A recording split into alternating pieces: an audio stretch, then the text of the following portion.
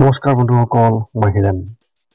আজি আপোনালোকক এই ভিডিঅ'টোৰ জৰিয়তে আগবঢ়াইছোঁ যে আপোনালোকৰ এই 2025 বৰ্ষৰ এই মাহটোত কৰ্কট ৰাশিৰ ব্যক্তিসকলে কেনেধৰণৰ ফলাফল লাভ কৰিব তাৰে সম্পূৰ্ণ তথ্য আপোনালোকক এই ভিডিঅ'টোৰ জৰিয়তে আগবঢ়াইছোঁ, যাতে আপোনালোকৰ সঠিক তথ্য লাভ কৰিব পাৰে। প্ৰথমে মোৰ এই চেনেলটো আপোনালোকে ছাবস্ক্ৰাইব কৰি থ'ব, যাতে মোৰ পিছৰ ভিডিঅ'বিলাক আপোনালোকে সহজে লাভ কৰিব পাৰে। লগতে মোৰ ভিডিঅ' যদি ভাল লাগে তেন্তে লাইক আৰু শ্বেয়াৰ কৰিব, কমেণ্ট কৰি আপোনালোকৰ মনোভাৱ প্ৰকাশ কৰিব। এতিয়া আহোঁ মূল বিষয়লৈ। আজি আমি জানিম এই 2025 বৰ্ষৰ এই মাহটোত সম্পূৰ্ণ ৰাশিফলৰ বৰ্ণন। আমাৰ সকলোৰে মনত এটা কৌতূহল আছে যে আগন্তুক মাহটো আমাৰ বাবে কেনেকুৱা হ'ব। বহু ধৰণৰ প্ৰশ্ন আমাৰ মনত উদয় হয়, যেনে ব্যৱসায় বা চাকৰিৰ ক্ষেত্ৰত অগ্ৰগতি হ'বনে নহয়, বা কিবা নতুন প্ৰত্যাহ্বানৰ সন্মুখীন হ'বলগীয়া হ'ব নেকি, এনেধৰণৰ বহুতো প্ৰশ্ন। সেয়েহে আপোনালোকক এই ভিডিঅ'টোৰ জৰিয়তে ৰাশি আৰু ৰাশিফলৰ ওপৰত ভিত্তি কৰি ৰাশিফলৰ ওপৰত বিভিন্ন গ্ৰহ আৰু নক্ষত্ৰমণ্ডলৰ প্ৰভাৱ আৰু গতিবিধিৰ বিষয়ে অধ্যয়ন কৰিছোঁ।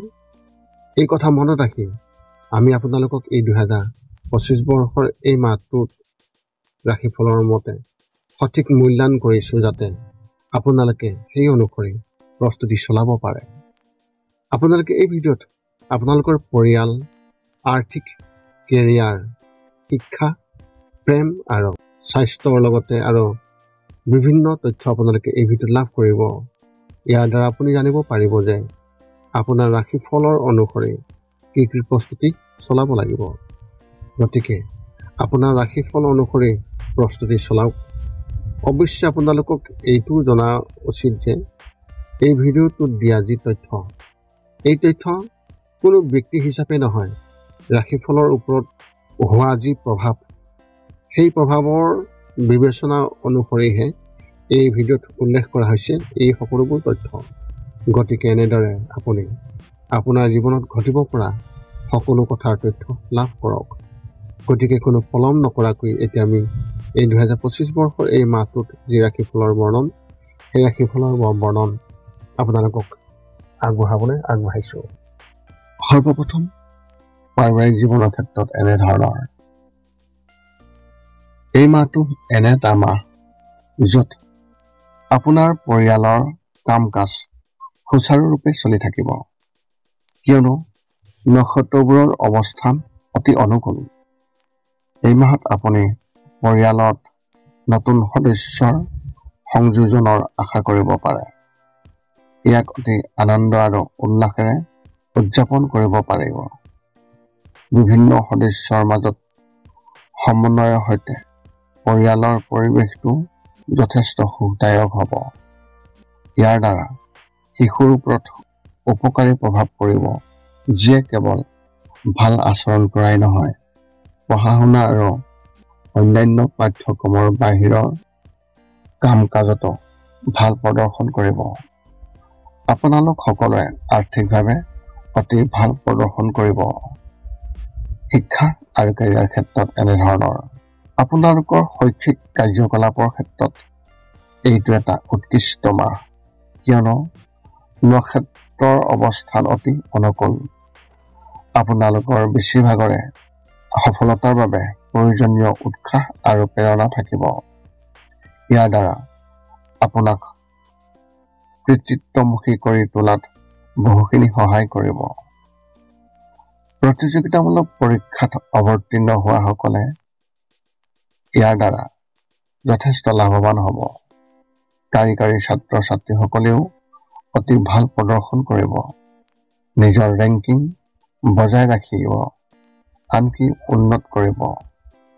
আপোনালোকৰ মাজত যিসকলে কোনো শিল্পকলা বা যিকোনো কাৰিকৰী ব্যৱসায় অধ্যয়ন কৰি আছে, তেওঁলোকৰ কৰ্ম প্ৰদৰ্শনত অত্যন্ত সন্তুষ্ট হোৱা যথেষ্ট কাৰণ থাকিব। যিসকল শিল্পীৰ প্ৰতি প্ৰবল, তেওঁলোকৰ বাবে আপোনালোকৰ কাম কাজ ফলপ্ৰসূ হ'ব আৰু আপোনালোকৰ মাজৰ কিছুমানে উল্লেখযোগ্য সফলতা লাভ কৰিব। ব্যৱসায় আৰু চাকৰিৰ ক্ষেত্ৰত এনেধৰণৰ এই মাহটো আপোনাৰ ব্যৱসায়িক সন্দৰ্ভত অতি শুভ সম্ভাৱনা দেখিবলৈ পোৱা গৈছে, কিয়নো আপোনাৰ সন্মুখত নক্ষত্ৰৰ যি স্থিতি সেয়া যথেষ্ট অনুকূল।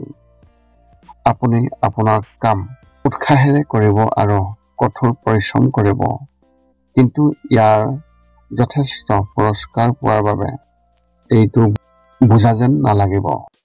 আপুনি আপোনাৰ উদ্দেশ্য বাস্তৱায়িত কৰিব পাৰিব। অৱশ্যে আমি আপোনাক এইটোও কওঁ যে আজি আপুনি আপোনাৰ কামত কিছু পৰিমাণে অসন্তুষ্ট হ'ব। হয়তো আপুনি চাকৰি সলনি কৰিব, নহয় কোনোবা ডাঙৰ দৃষ্টি আকৰ্ষণ কৰিব পাৰে। তাৰ বাবে সকলো সম্ভাৱনা আছে। চলিত মাহৰ দৰে অনুকূল মাহত এই সকলোবোৰ আপোনাৰ লাভৰ বাবে হ'ব। তথাপিও আপোনাৰ নিৰাপত্তা ভাৱৰ যি অভাৱ সেয়া হোৱাৰ সম্ভাৱনা অতি বেছি। প্ৰেমৰ ক্ষেত্ৰত এনেধৰণৰ ৰোমান্টিক জীৱনত সৰু সৰু সমস্যা আহিব। আপোনাৰ সংগীৰ সৈতে ডেটৰ পৰিকল্পনা কৰক। অতীতৰ বিষয়বোৰৰ বাবে সম্পৰ্কত সমস্যা বাঢ়িব পাৰে আৰু ইয়াক আপুনি সমস্যা বাঢ়িবলৈ নিদিব। আপোনাৰ সংগীক কিছু ব্যক্তিগত স্থান দিয়ক। আপোনাৰ ধাৰণাবোৰ আপোনাৰ সংগীৰ ওপৰত আপুনি জাপি নিদিব। বিবাহিত লোকসকলে অফিচৰ ৰোমাঞ্চৰ পৰা আঁতৰি থাকিব লাগিব। আপোনাৰ সংগীক সন্মান কৰক আৰু তেওঁৰ লগত সৎ ব্যৱহাৰ কৰক আৰু সৎ হৈ থাকক। এই মাহত কিছুমান মহিলাৰ ক্ষেত্ৰত বিশেষকৈ বৈবাহিক বিবাদৰ সন্মুখীন হ'ব পাৰে। স্বাস্থ্যৰ ক্ষেত্ৰত এনেধৰণৰ এই মাহত আপোনাক ঈশ্বৰে আপোনাৰ স্বাস্থ্যজনিত বিষয়ৰ প্ৰতি দয়ালু হৈ পৰিছে আৰু সৌভাগ্যই নিশ্চিত কৰিব যে এই মাহত আপোনাৰ কোনো গুৰুত্বৰ স্বাস্থ্যজনিত ভাবুকিয়ে অসুবিধা নিদিয়ে। হঠাতে জ্বৰ বা ফুলাৰ দৰে গুৰুতৰ ৰোগ হোৱাৰ যিকোনো সম্ভাৱনা দূৰ হ'ব আৰু এনে সমস্যাই আপোনাক বিশেষ আমনি নকৰিব। এইটো অনুকূল মাহ হোৱাৰ বাবে এনে সকাহ আশা কৰিব পাৰি। অৱশ্যে দাঁতৰ ক্ষেত্ৰত কিছু সাৱধান হোৱাটো প্ৰয়োজন। ইয়াৰ যিকোনো অসাৱধানতাই দাঁতৰ সমস্যাৰ সৃষ্টি কৰিব পাৰে। হাড়ৰ যিকোনো আঘাতৰ ক্ষেত্ৰতো সাৱধান হ'ব লাগিব, যিটো এই মাহৰ ভিতৰত অত্যন্ত কম হ'ব। কৰ্কট ৰাশিৰ ব্যক্তিসকলৰ বিশেষ তথ্য এনেধৰণৰ। এই মাহত মাতৃৰ পৰা সুখ লাভ কৰিব। উপাৰ্জন খুবেই ভাল হ'ব। সময়মতে কাম কৰা হ'ব আৰু বন্ধু বান্ধৱীৰ সহযোগিতাও থাকিব। এই গোটেই সময়খিনি ভালদৰে চলিব। বিশেষ কাম কৰি সুখ পাব। ধৰ্মীয় যাত্ৰা হ'ব পাৰে। ছাত্ৰ ছাত্ৰী সফল হ'ব আৰু এই সময় মহিলাসকলৰ বাবে বিশেষভাৱে ভাল হ'ব। মাতৃৰ পৰা লাভ হ'ব।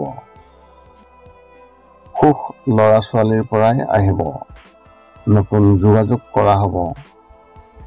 আপুনি আপোনাৰ চাকৰিটোত আধিপত্য বিস্তাৰ কৰিব পাৰিব। আপোনাৰ পৰিয়ালটো সুখী হ'ব। যিকোনো শুভ কাম কৰাৰ পৰিকল্পনা কৰিব পাৰে। এতিয়া আপুনি সকলো তথ্য লাভ কৰাৰ পিছত এই 5টা কাম কৰিবলৈ আপুনি যিমান পাৰে চেষ্টা কৰক।